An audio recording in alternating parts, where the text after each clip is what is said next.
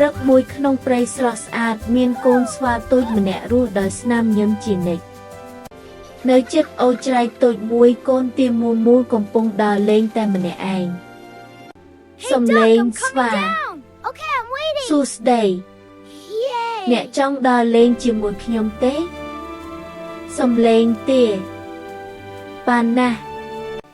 ខ្ញុំសប្បាយចិត្តណាស់ចាប់ពីថ្ងៃនោះមិត្តភាពរបស់ពួកគេក៏ចាប់ផ្ដើមរីកចម្រើន